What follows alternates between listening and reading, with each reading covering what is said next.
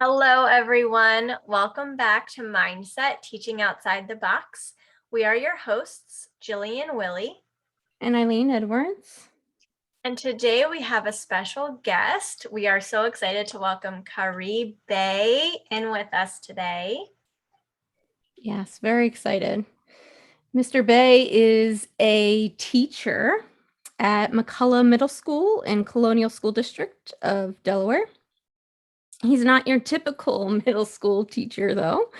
Khayree is a former Marine, turned history teacher, turned health and mindfulness teacher, which is why we've invited him here today. This latest shift being made after seeing the needs of his students. I even read a headline at one point that said, teacher doubles as dad, I think is what it was. So you may have seen him in many of the Delaware newspapers or a guest on Good Morning Wilmington as a panelist for teacher professional development or even on 6 ABC Action News. To say we're excited is an understatement.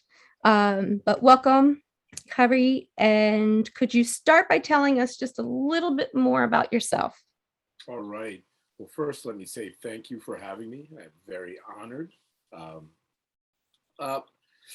My teaching career kind of started years ago. Like my wife has been teaching about 25 years now. Actually, this is her 25th year this year. And Nice. she teaches at Salem Middle School, right across the bridge in Jersey. I grew up and raised in Salem County. A lot of underserved communities, to say the least, in that area there. And she has a very tough population. But I used to go in there way back in the day and do African-American history for her. And I was kind of challenged one day by a teacher who kind of told the kid that I didn't know what I was talking about. And this was something that was very challenging to me, something that was a passion of mine. So ended up getting my degree in elementary education after being in the Marine Corps years prior, and kind of seen a need within the community of kids that I was going to be serving, and realized that mindfulness was something that I was going to be able to mix into the curriculum that I was teaching at that time. At first, the kids really weren't that receptive of it. It was kind of like weird, like you're teaching me to breathe and telling us to get in touch with our emotions and all these type of things. And so you had to kind of reframe it into something that they would really kind of buy into. And that's where I kind of came up with a mindfulness ninja.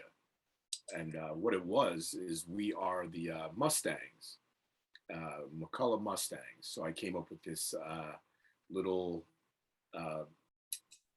Mustang that was sitting in the lotus position, and your wild Mustangs is your 5 senses, and it kind of triggers. I mean, it's like an outside trigger that causes you to kind of, you guys are into mindfulness, into flipping your lid.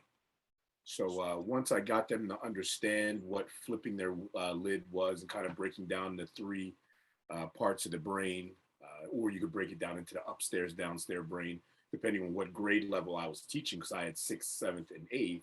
So I'd kind of do the upstairs, downstairs brain with the 6th grade. I would do the kind of the hand model with the mammalian, reptilian, and human brain. And then we'd kind of get into the 3 regions of the brain once they got into 8th grade, where it was kind of the thinking region, the feeling region, and the brain stem, the instincts. So kind of from there, it was like they had 2 mental tools, and they were both staffs, a staff and then a shield.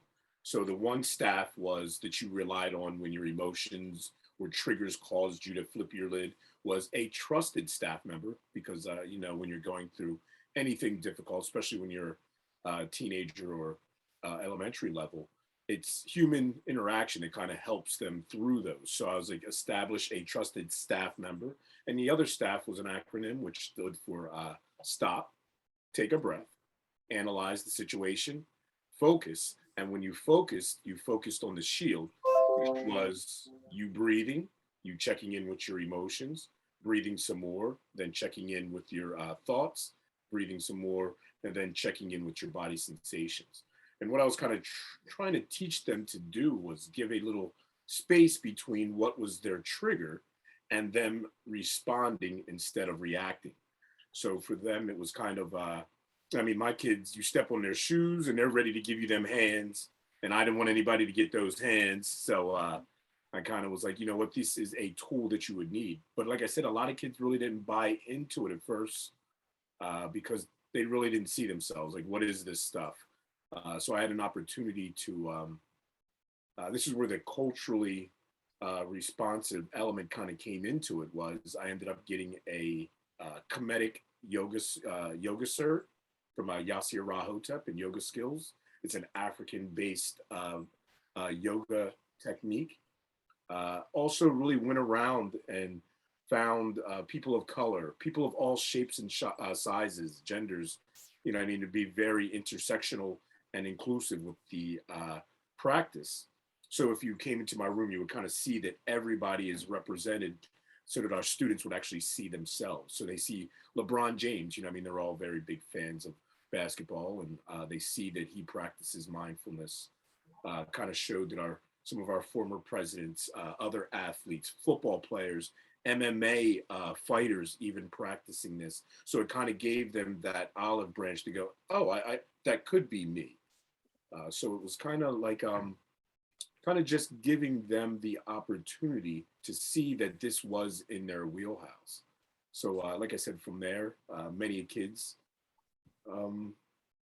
always didn't want to participate, but they were like some of the parents that I would speak to later, like, whatever you're teaching my child is perfect. They came home the other day and told me to take a couple breaths and get out of the parasympathetic mode. I mean, the sympathetic mode, and try to calm your nerves. And I was like, okay, good. I was like, that's surprising, because that child usually just sits in the back and doesn't always participate in them, you know, because like I tell them, I'm like, you don't, it's voluntary. And I can remember when I first started doing it, the jarhead in me was like, you're going to do this mindfulness stuff, you know, and then I, you know, I mean, you get to a point where you really, you own the practice. And like I said, this was years at the beginning there. And now, you know, I mean, most kids do.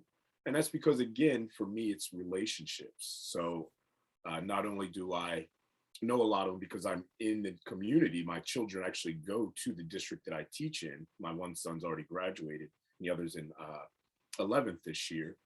But I make sure that I'm really involved in school activities and the community. So what I started doing was I coach 3 sports each year, and not the ones that our kids would usually want to play.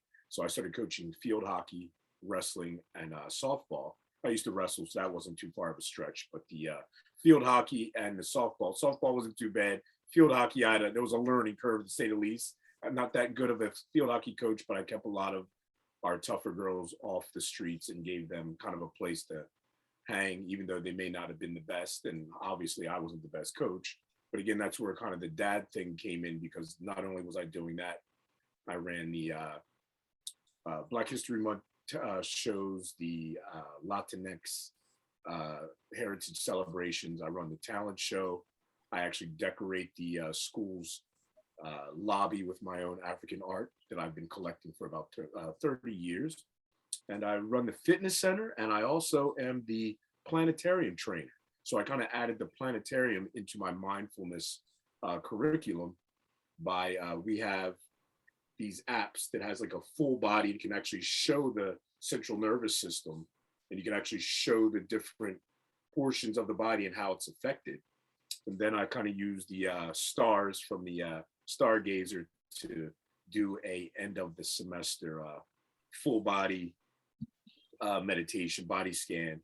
And sometimes we go in there and do yoga. So it's been a journey to get to this point. You know, I mean, that's kind of what got me the district teacher of the year was, and the Shape Delaware health teacher of the year was kind of based off of those accomplishments within my district. So I feel like I have a never-ending case of goosebumps. I love it. Love it. And I heard you mention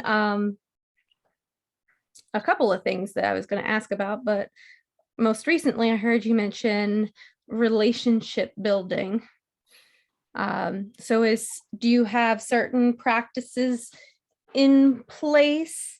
Because I know that relationships is something that's really important for children, not only that go-to adult, that safe adult, but just all, the kids in your care.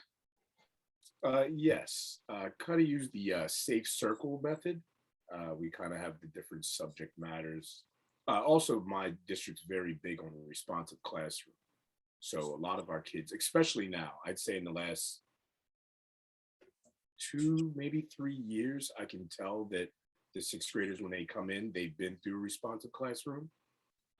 So it's a lot easier sell now. And don't get me wrong, there's things about responsive classroom I don't like.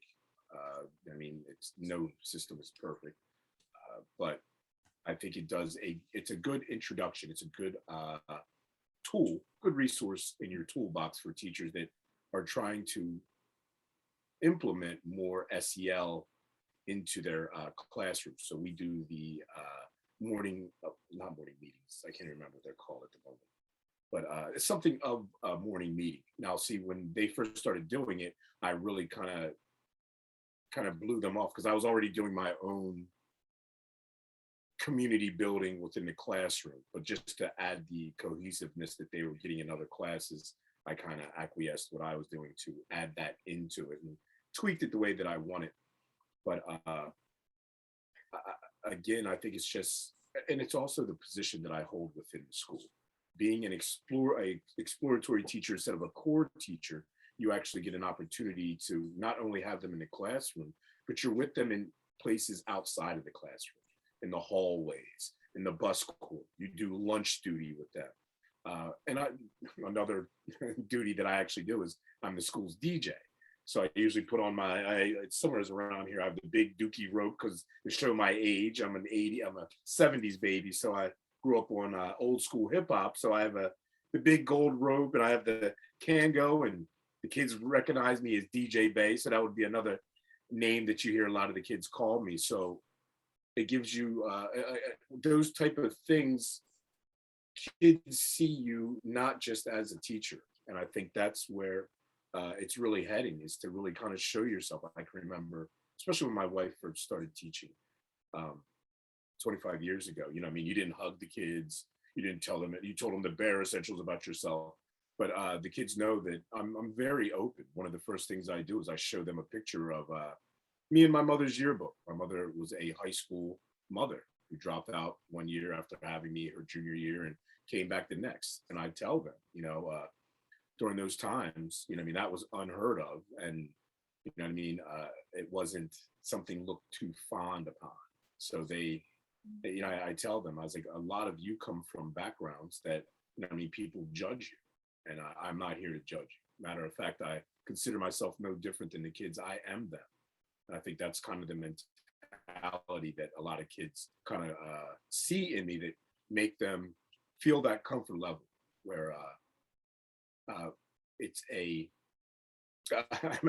would venture to say a lot of people in my school would probably say I'm the biggest kid in there. So if there's like snow on the ground, they'll be making an announcement, hey, no throwing snow in the bus court, especially you, Mr. Bey. So, and that doesn't mean I'm still not going to hit one of the kids with a snowball, but it's those moments that, they see the humanity in you and that you're just not a part of that building. And being that I live in the area, they see me places, farmers market, Walmart, the Food Lion, the mall. And that's to my advantage also because, like I said, I have family that live in Wilmington and in Oakmont, and Mr. Bey may take a trip to your house if you talk too slick. So, and I think that's what parents kind of recognize also, is that I've made an effort to bring parents, grassroots and community members into the school and kind of train them in the brain architecture game on how trauma kind of affects child development, and how the relationships that you build with children kind of is the buffer between those aces that cause, you know, I mean, the systemic health issues, incarceration, drug use, and some of the other things. And once you kind of get that and you're known for it, it kind of snowballs in a good way. Yeah, because you have other kids that pop up and they'll be like, my brother told me about you. And it's like, all right, join my tribe. Come on in. Oh, that's awesome. That's so good. I think that is a big piece that is missing with some people, you know, when you have the kids that act out, particularly with one teacher and not the other. I think that's a big piece that's missing. So those tips are so helpful. So thank you for sharing that. Something you had said was that you started teaching this to staff. What have you heard from staff or seen in staff that has been like a positive change for them? Okay, so when I first started doing the staff trainings, I kind of offered, we were going through a tough time. We had lost we were in the process of losing a principal, and they were looking for a replacement. So we were down one admin. They're our main principal, and the staff was at their end. And I was like, you know what? I'm going to start offering yoga in the planetarium on Fridays. From there, a few district heads, our PE, our PE health district head, kind of said something to Ruth Ann Ryan. She was the head of libraries at that time for the state of Delaware. So I kind of trained all the library staff for her 1 year with the help of James Walsh, Dr. James Walsh, very humongous presence in Delaware with Gift Global. And me and him kind of teamed up to do a PD. From there, my school ended up doing a end of the year mindfulness PD, and I kind of introduced Focus 5. And there are these 3 to 5 minute prompts that you can get. I'll actually share the resource, and kind of gave the challenge to my teachers that out of the 7 or 8 that was there, for them to maybe really make 1 or 2 theirs, kind of really learn it, do it themselves. Got a lot of good feedback from there. And then for like the last 3 years, I've been training all first and second year Colonial school district teachers how to introduce mindfulness into their classrooms. From there, I've gotten a lot of great feedback from all of our new teachers that, you know, I mean, it helps them out. It helps ground their class, especially a lot of them who have moved to the high school, because now they have some of my students from prior years. I was actually supposed to do a mindful moment for the freshmen and sophomores for this week and record a video, but I think because of the pandemic and everything, they were like, we had to push that back, so I might do it again a little bit later. But I've gotten a lot of good feedback, and I've been teaching this with the DSEA teacher cadre for like the last couple of years also. And now with COSM, I'm actually about to do a micro credential for COSM, that's Coalition of Schools Educating Mindfully, which I'm a co-chapter leader with Ashley Up and Terry Lawler from DOE. So it's gotten, we are really getting, and let me say, even before me, the likes of Terry Lawler and what she's done at DOE to really push SEL and mindfulness and trauma, poverty informed trainings is phenomenal. So I feel like I actually stepped in just in the right time and had kind of a tool resource that became highly touted, and always good to see teachers using these techniques. And to be honest, the best thing is you really can't teach this if you don't embody it. So to see teachers actually really seeing the importance of it and actually getting a self-care and therapeutic benefits from it is always a step in the right direction, because our teachers are really and you know, and you're going through the grind. This has been a tough year and a half, 2 years here. So yeah, and I like how you mentioned that you did it with new teachers. I think that's amazing. It's like the perfect opportunity to offer it to people who are going to benefit from it themselves and be able to get something as resourceful as that for their kids just starting out. Like, I think that's really, really powerful. We said earlier, we say all the time that, we target really like parents and teachers. We're trying to give the adults the resources that they need to take care of themselves, to be able to be role models for the children that are in their lives. And so being able to offer something like mindfulness practices, self-care practices to new teachers, I think that's something that is definitely missing. Obviously not in your district, but because you got to really think, like you're dealing, I always say that kids show up with an invisible backpack, and many of our kids, it's filled with trauma, and secondary trauma is real.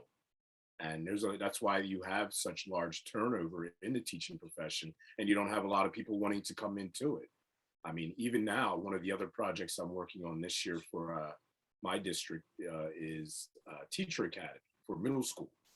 So as probably a enrichment class, because I told them I wouldn't give up my mindfulness program to do Teacher Academy, but with the Teacher Academy, that's one of the things that I would definitely want to make sure that if you want to go into teaching, especially, I mean, because when you get to high school, they're going to teach you the walkthroughs, they're going to teach you all the things that we were taught in college, but none of the things that you missed out on once you get there and you're like, oh my God, nobody taught me that. Those are the things that I really want the Teacher Academy at my school to be grounded in, is SEL, trauma-informed, poverty-informed, intersectionality, and have these middle schoolers, when they step to the high school program of Teacher Academy that want to be teachers later on, that they're grounded in that type of studies there. I'm so sorry. My son's Dexcom just went off because he is newly diagnosed as a type 1 diabetic, and he is crazy low. So sorry about that. do you need to step out to check on him? I might need to make sure that my wife knows this. That's okay. Absolutely. It actually just went off, and I am so sorry. Could you give me 1 second? Yeah. Go ahead. Absolutely. I love how he was talking about new teachers. I think that's something that really, really could benefit so many.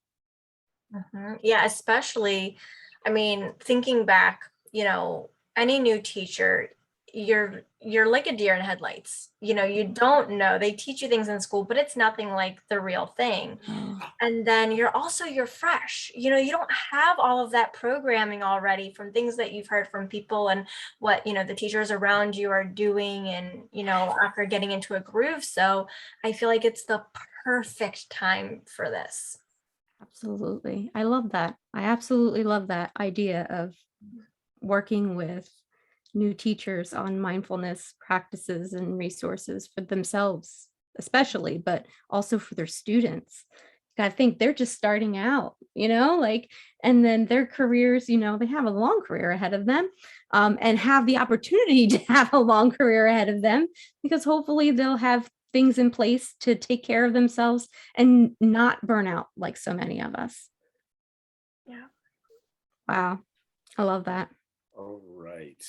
Sorry about that. He actually knocked the Dexcom off of himself. So he actually Still in- he's like, don't worry, I knocked it off. My blood sugar's fine. So Oh, well, that's good. If anything had to happen, at least it was.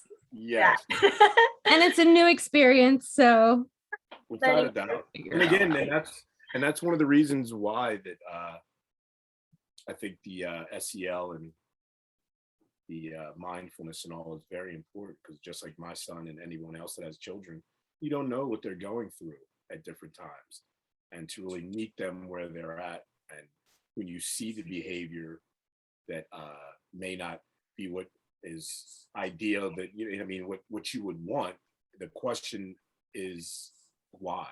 Why are they being that way? It's not really about you. And Yeah. I tell a lot of teachers, you attack a child when they first come in because they have a short shirt on or they're wearing a hat. You don't know where these kids are coming from. You know, I mean, some could be sleeping on a couch and listening to who knows what is their mother or parent or guardian could be going through, or what's going on in their neighborhoods. And when you're sitting there in fight or flight all night, and then all of a sudden you come in, it's warm, there's people that care. These kids they're ready, you know, and you got to really check yourself and go, you know what I mean? What is causing this child's behavior, and not take it so personal. Yeah, we talked about that a couple of weeks ago on our episode about, letting go of expectations. We talked about, you have those, it could be your own child, it could be your student in your classroom. You don't know what people are coming to situations with, and giving them space and giving them time and actually trying to figure out the why. Offering them that time to be able to figure that out, and not just saying, well, that's not expected here, that's unexpected here, or that's not acceptable, because we don't know. We don't know.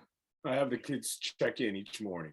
You know, I mean, sometimes just a 1, 2, or 3 on the scale, or I have how's your body feeling? How's your mind feeling? And and also giving them a chance, a place in the room to check out for a moment. So I have a little self-regulation spot in the back where they can go and cool down and come back out, because I'm not really big about sending kids out of class and missing class time. And it's I think you can create an environment where you meet the child's needs. Yeah, absolutely.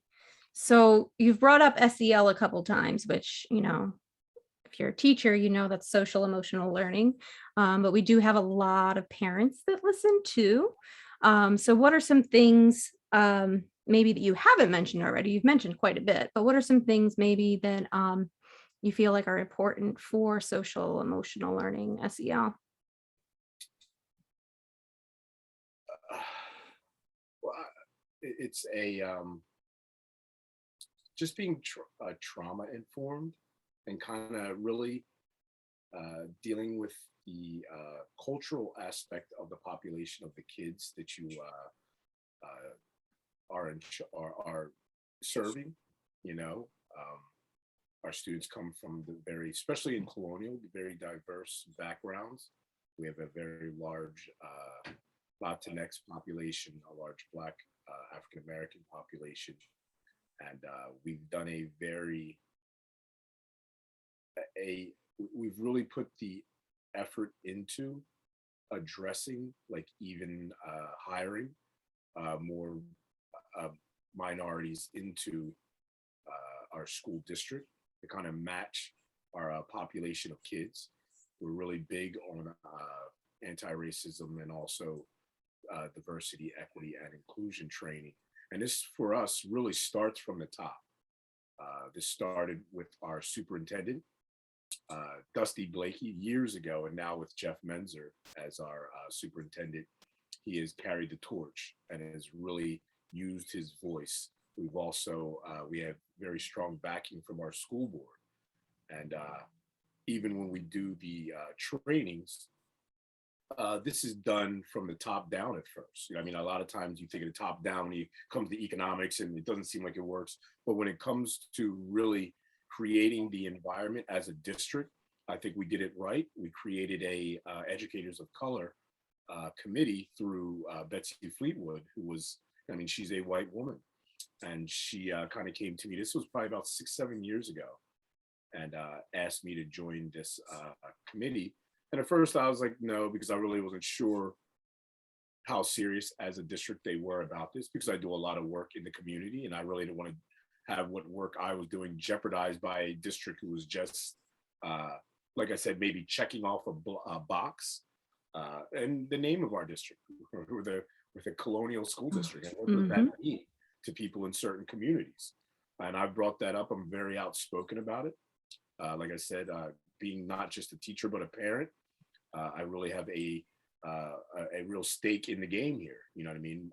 It's not just me saying this and then leaving and going back to some other neighborhood. I'm here. People want to know, what am I really doing? What changes are you really trying to make?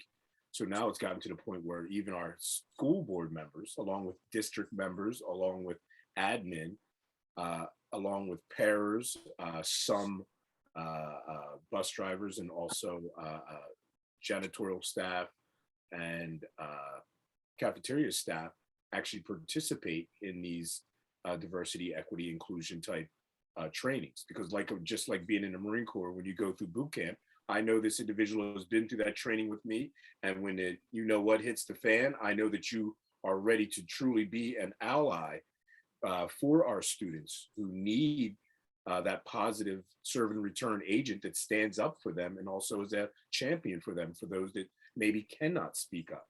So that's one of the things that I really wanted to push also, was to have this district kind of really be serious about pushing that direction, with the end, not really the end result, but one of the foundational results that I really wanted to see was student voice, where students had a platform to also advocate for themselves.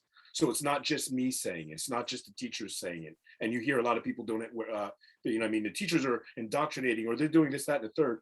No. We really went out and surveyed our students on what they wanted. And then from there created change and things from what their opinions, what the parents' opinions were. So it wasn't like just us going, well, these are these great ideas that we're doing. No, we gave the platform to our students and to our families, and they told us what they wanted, to the point where now we actually have we have 2 student reps on our school board. They're not voting reps, but we're working on that, because I also don't want them to just say, be able to go, hey, well, look, we put you on there and you have a seat at the table, but yet you have no power, because that's not what we want either. I want them to have have the platform and also be able to advocate for themselves, so that the change that we're trying to make in the district is actually sustainable. And we're not just doing it on the high school level, we're also doing it on the middle school and the elementary level, where we have town halls where we have elementary, middle school, and high school students actually sit on these panels and really speak out on some of the inequities and marginalized issues that our students deal with. Many of them are live in food deserts. Many times these are school to prison pipelines. These are red line communities, and they're not just recently red line. This is generational. So to really give them the opportunity to understand what they're going through, giving them the platform to actually advocate for themselves, I think that is one of the other areas that I really try to push for. So we've done the brain architecture. I actually train teachers in the state for the brain architecture, so what trauma does. We've also done the poverty simulation, I think 3 times in our district, where you really get a chance to see from there. We really went and did a lot of the data that kind of showed what our students, where they were falling off from the first year of kindergarten and pre-K, crunched the numbers to see that many of them also were in the red zone as far as the most suspended, the most sent out of class, and what are the reasons for that. So we really did all the different angles to make sure that when we presented this, that we were ready for almost all the challenges that were out there when it came to the kickback or naysayers, or especially in the climate that we're in now. Mhm. That is so powerful. Like, we are here to serve kids, and the fact that you're giving them a voice in their education and what's happening in their schools and their life, that is so powerful and sends such a beautiful message to those kids and those families. So kudos to you and everyone you're working with to make that happen. That's fabulous. I totally agree.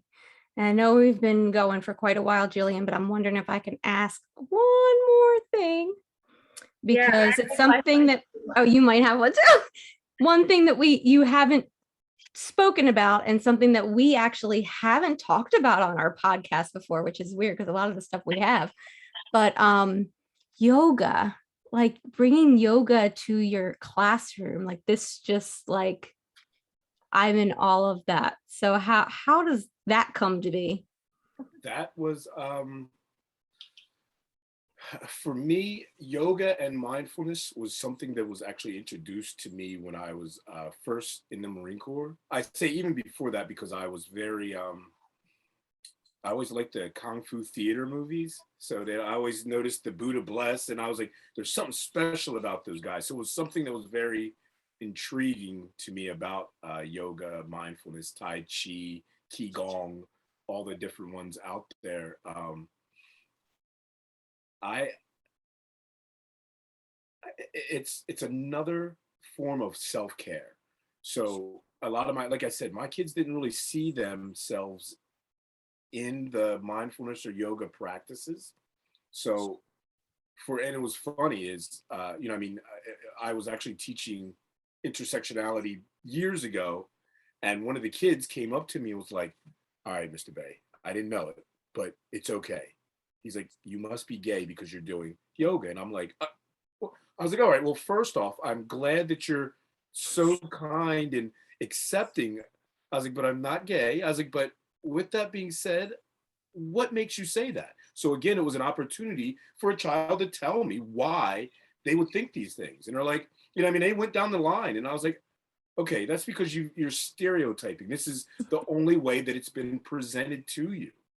So from there, that's where I really had to go in and go, what are other examples that could make you see yourselves in this? Because again, for years, yoga was kind of looked at, it was only something that women did. And it was because how it was presented. And a lot of times it was only white women. So a lot of my students were like, if you're not a white woman and doing this, what's wrong with you? There's something wrong with you. You must be different. And I'm going, there's many others. So I really had to go out there and show that everyone did yoga, not just women, not just white people. You know what I mean? So I had to really go out there. And that's where I hooked up with the Holistic Life gentleman from Baltimore, Andy Ottman and Ali. And they run Holistic Life, and they were teaching yoga in the Freddie Gray area of Baltimore, and a very tough population, kind of very similar to the population of kids that I was teaching. So once I really showed them the benefits of yoga and mindfulness, I mean, they started to kind of embrace it. And again, that's where I heard some of the crazy things like, your little stupid breathing techniques work, or it helps me sleep, or and then to show them that yoga wasn't just stretching, that there's a science to it, that if you align your head, neck, and spine, you're allowing your vagus nerve, and abdominal breathing, and doing things in sequence, and then to go out and get an African form of yoga, yoga cert, to show them again that you do this.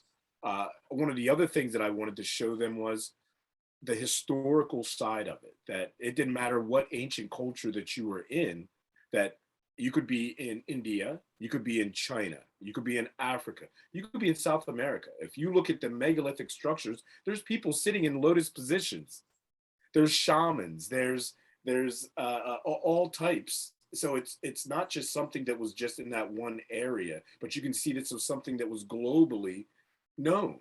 And it was something that kind of connected you back to yourself. And a lot of our kids are so far out of themselves because they come from a culture and probably have parents and siblings that are so far. I mean, it's almost like you're always in your head. I don't know if you ever seen the diagram where the person's head's this big and their body's like this big. And I'm going, that's our kids. I mean, sometimes they can think themselves into trauma. It's like one of those things where you could be sitting right next to someone and not know what they're even, you're sitting next to someone, they could not even know all the trauma that you're thinking over and over and over again. And that's where these yoga and mindfulness and meditation type practices come in. And I think it's also another form of self-care. So I first did it with chair yoga to kind of introduce it to them, because a lot of them, they didn't want to take their shoes off, and uh, they didn't, especially being in middle school, to bend over and some of those things. You're also inviting some of our girls not to feel too confident about ourselves, or our guys to say little stupid things, because again, this is middle school. So, chair yoga was kind of the first introduction. And I think that was the in. And then from there, we had a lot of kids, especially my second language learners, because we have the second language learner program at my middle school. All the kids that were our second language learners, they loved doing yoga. And they would be one of the main ones to really come in there. And they used to call it joga. All the my Mexicans would be like, "Are we doing yoga again today, Mr. Bey?" And they were the best. And they would get mad on days that I couldn't slip it in. And so this year, I am really doing a lot more yoga this year, because I think our kids are going to come back with so much. They're ready to see us, and I want them to have an outlet, because I know everybody's talking rigor and educational loss and all that other crap. But I'm going to make sure that they get a chance to really get a little bit of downtime when it comes to all that, the pressure of us going back and just the unknown of what's going to happen this year. But yes, yoga is, I think, is a game changer for a lot of our kids. And one of the easiest things that, and I broke it down basic, because like I said, my kids they really don't see themselves in this, is I just taught them the 3 planes of movement. It's like the sagittal, frontal, and transverse. So, they're doing the left and the rights. They're doing the cat cow, and then they're also doing the twist. And I really break it down as simple as that is. That's what every yoga move is really based off of, are the 3 planes of motion. Of motion there. And once you get that, I'm like, when the kids first get triggered, I'm like, you take that deep breath before you take that test, before you take that shot, and quickly do that. Use that as your tool. And then when you have a chance to do a formal practice, there's so many resources out there. So, and then I make videos for them also to follow. And so it's again, it's just meeting them where they are at and kind of giving them that little bit of an introduction, and being that farmer, planting that seed and walking away. Because if you sit there and watch it, it's not going to grow in front of you. A lot of them, they take it. They have so many other things going on in their lives that right then they're not going to kick it back to you. But by the end of the year, several kids are like, I do yoga at night, and I'm going, good. They Google it themselves. And so. I feel like I've even seen you talk about like kids leading like a session. Yes. Which I think is very empowering. That's one of the main things also is, again, you got to give them the platform. Once I teach you it, there's no need for me to sit up here. The kids are going to grasp it from another kid a little bit better than what they're getting it from me. Absolutely. Once they see this kid do it, they go, well, if they can do it, I can do it. I sit up there and, they may not go, hey, I'm capable of doing that. He's always in this. He's always eating healthy, or he's always drinking water. And when you see other kids doing it, it becomes more relatable. Representation matters. Representation matters. And I feel like that goes back to what I was saying earlier, that I love that your kids are getting a voice in your district. So that gives them a voice in the classroom and shows them, that they can teach other kids different things too. So that's a great connection there. Yeah. As Eileen said, I know we're getting close and we need to be wrapping it up, but real quick, with all of this amazing mindfulness that you are teaching the kids, have you seen any academic difference? I would say that this year,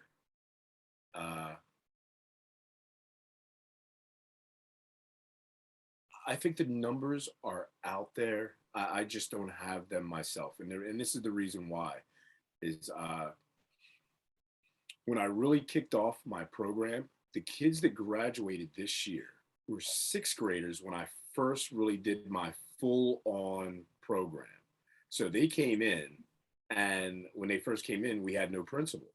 So they dealt with that crazy year. The next year, we had principals walking in and out because they were trying them out, and then we got one.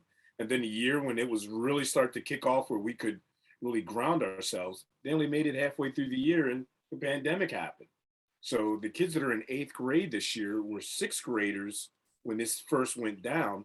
So we really haven't had a real opportunity to go, hey, look at the academic change. Now, is what I would say is a lot of high school teachers are like, you can tell the students that have been through my mindfulness program because they know how to self-regulate and settle themselves in class, and they actually are kind of champions in the classroom and going, hey, hold up, be mindful, or take a breath, or you know what I mean. So it's not showing up in that fashion yet, but the numbers are out there, the studies are out there. This is nothing new that I'm kind of doing here. I'm just following in the footsteps of many others that have blazed the trail to actually allow a lot of these SEL, social emotional learning techniques and as such in the classroom.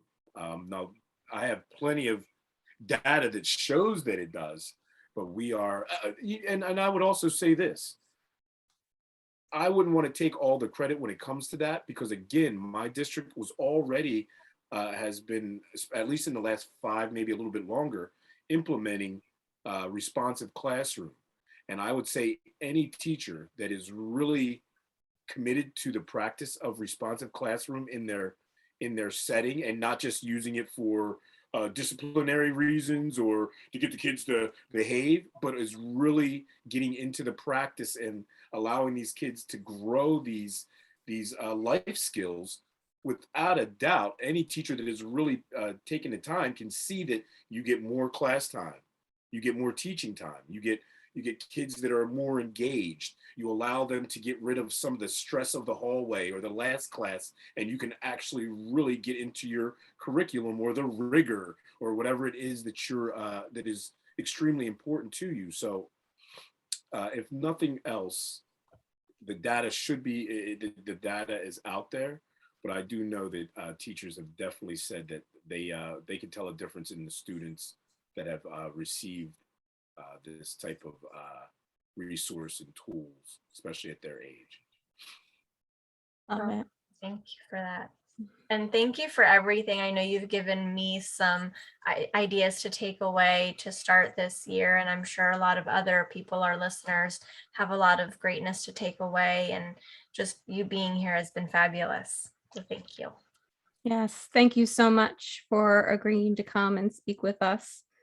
Very excited. So thank you so much. Appreciate the opportunity. I'm always glad to spread some of the resources and knowledge that was actually given to me. Also, this is something that I created myself. There's been many people that have bestowed different things on me that I would be it would be a very selfish not to acknowledge them and then pass that type of information on. When if you're really about students and you're really about making change, then any resource that you have, you would want to share. Absolutely, which is why we're doing what we're doing. So, well, our episode will be live on Wednesday morning, just like usual, but they'll be able to find it as a podcast, but they'll also find it on our YouTube channel. So if you haven't joined our Facebook group yet, you'll want to do that because that's where we'll kind of talk about it after the fact.